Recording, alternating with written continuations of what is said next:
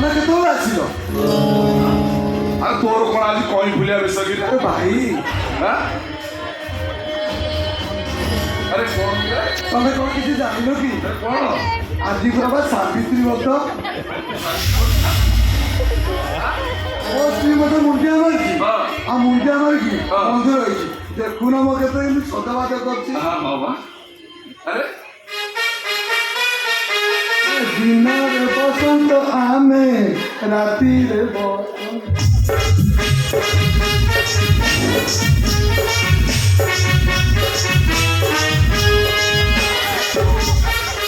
ଏ ଅମର ଭାଇ ଶୁଣିଲୁ ତୋର ଗୋଟେ ବଢିଆ କଥାଟା ଶୁଣୁ।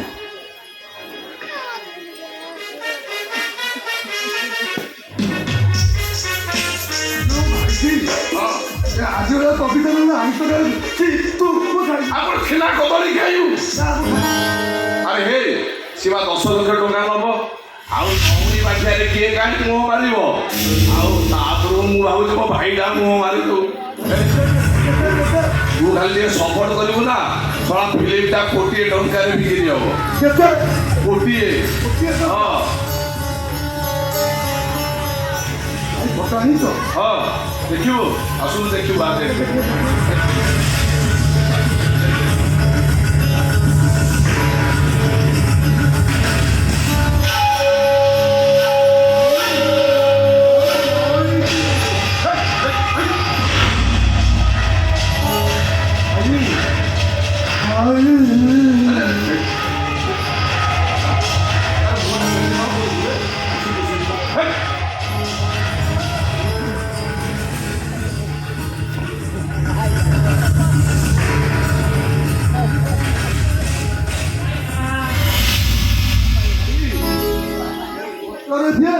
ସାମ୍ନାରେ ବି ସିଏ ମତେ ମାମୁଁ ଏଠାକୁ ପଠେଇଛନ୍ତି। ମାମୁଁ ପଠେଇଛନ୍ତି? କୋଉ ଘର ମାମୁଁ? ଅନ୍ତର ମହାପାତ୍ର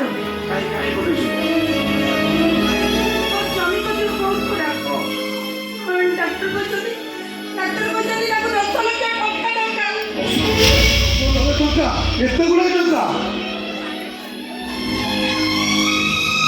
ଆମ କମ୍ପାନୀରେ ଝିଅମାନେ ଚାକିରି କରିଛନ୍ତି। ତମେ ବୁଝେଇ ପାରିବନି ମୁଁ ବୁଝାଉଛି। ବୁଝେଇ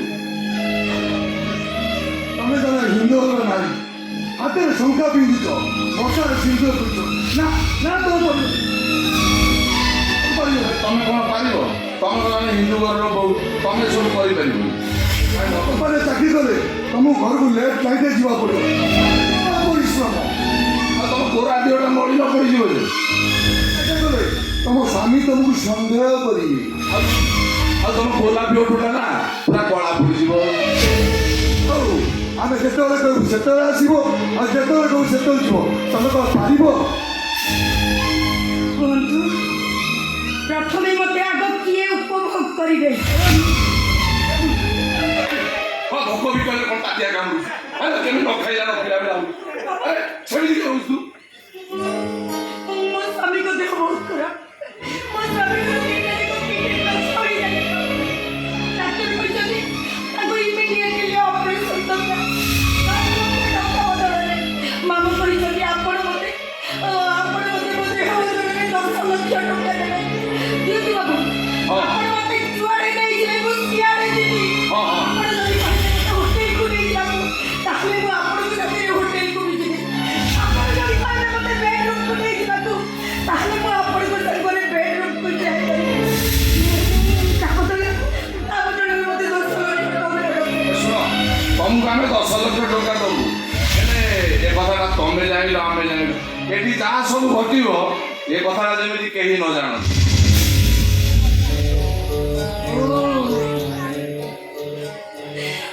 ମନ୍ଦିର ତୋଳିଥିବା କାରିଗରଟା ମନ୍ଦିରକୁ ହାତ ବଢ଼େଇ କୁହେ ଏ ମନ୍ଦିରଟା ମୁଁ ତୋଳିଛି। ହେଲେ ସେଇ ମନ୍ଦିରରୁ ଚୋର ଯେତେବେଳେ ମୂର୍ତ୍ତିଟା ଚୋରି କରି ନେଇ ବଜାରରେ ବିକ୍ରି କରେ ସେତେବେଳେ କୁହେନି ଯେ ମୁଁ ସେଇ ମନ୍ଦିରରୁ ଚୋରି କରି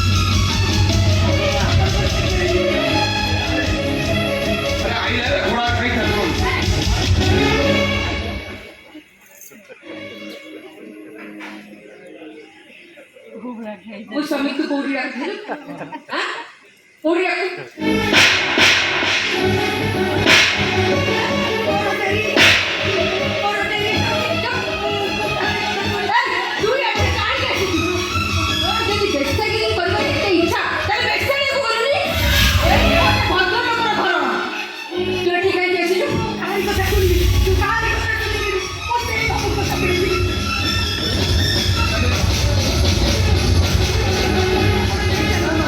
ଆଠୁଲା କଫି ନା ଲାଗୁ ଖାଲି ମୁଁ କଣ ସୁନ୍ଦରୀ ନୁହେଁ ମୁଁ କଣ ଆପଣଙ୍କ ସ୍ତ୍ରୀଠାରୁ ସୁନ୍ଦରୀ ନୁହେଁ ଭଗବାନ ପୁରୁଷକୁ ଶାନ୍ତି କରିବା ପାଇଁ ଯୋଉ ଉପାଦାନ ସ୍ତ୍ରୀ ପାଖରେ ଦେଇଛନ୍ତି ସେଇଟା କଣ ମୋ ପାଖରେ ନାହିଁ ବାବୁ ଅଛି ଅଛି ଆଉ ତମ ଦେହରେ ବା ଖୁନ୍ଦି ଖୁନ୍ଦେଇ ଭରି ଯାଇଛି ନାହିଁ ସବୁ ମୋତେ ନେଇ ଚାଲନ୍ତୁ ବାବୁ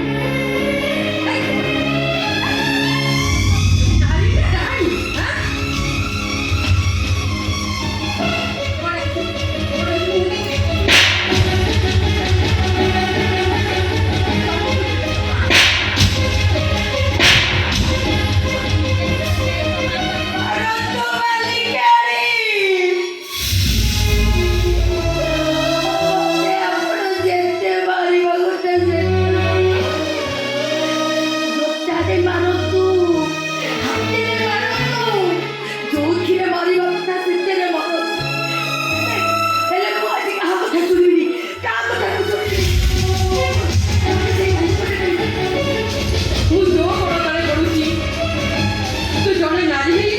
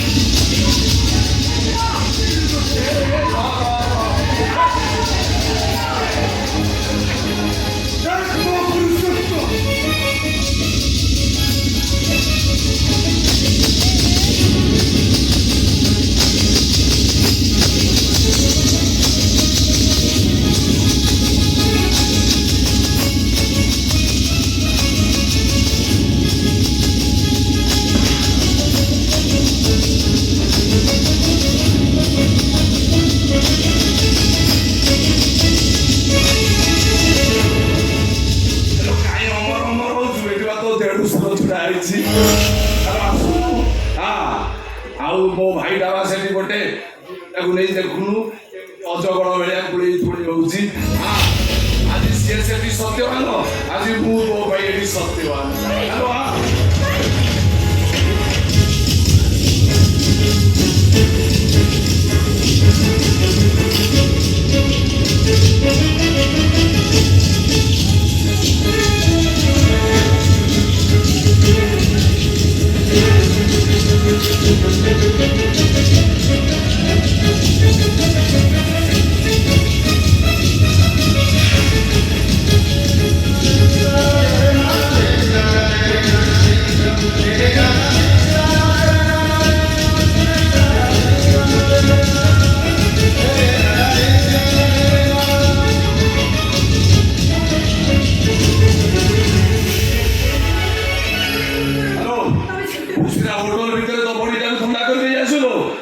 ମୋ ଦେହରେ ଯୋଉ ରକ୍ତଟା